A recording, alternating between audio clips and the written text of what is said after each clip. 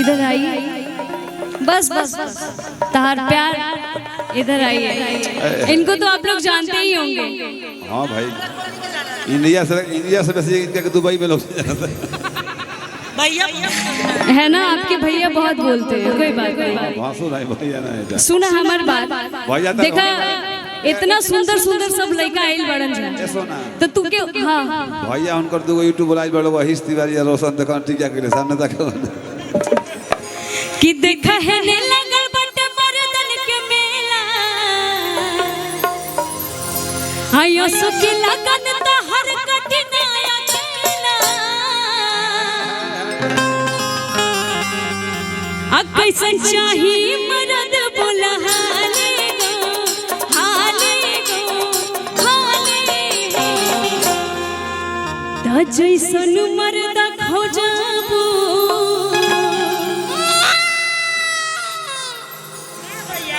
ओइसने हम दे एकरा फोफी वाला मार दे जाई फोफी वाला। अब हम कह दे ना दुनी हां बोल बोल बोल कह दे हम कह दे ज्यादा ढेर मत पालो ना तयो ने के ढेर समझ लगे त जैसन मर्दा खोजबोई सने हम दे सुन प्यारी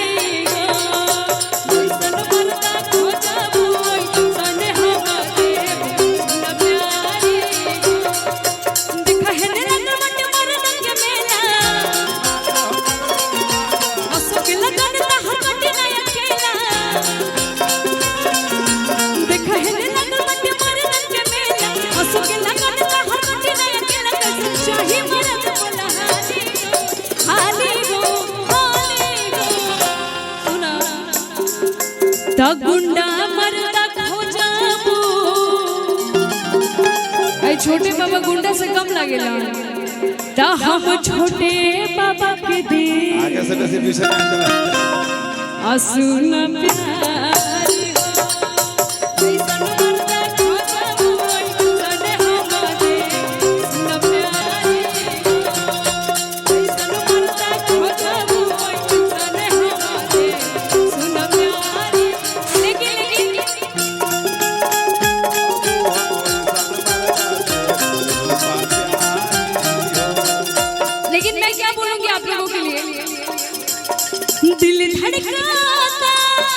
दिल धड़काता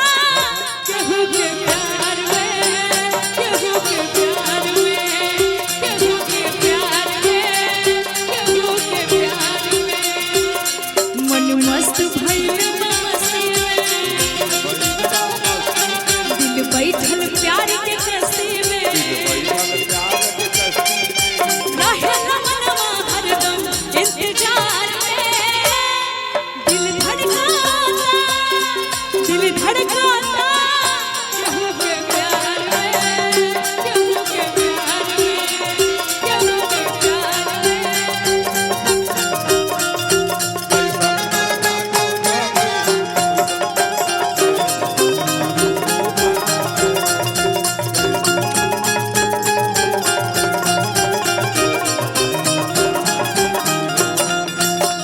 माना हमर बात कहे देत बड़ू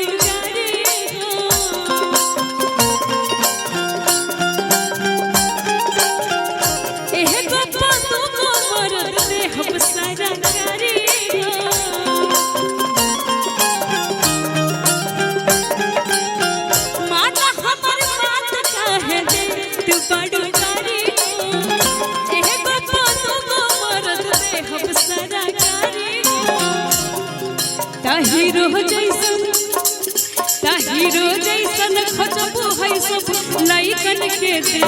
सुन प्यारी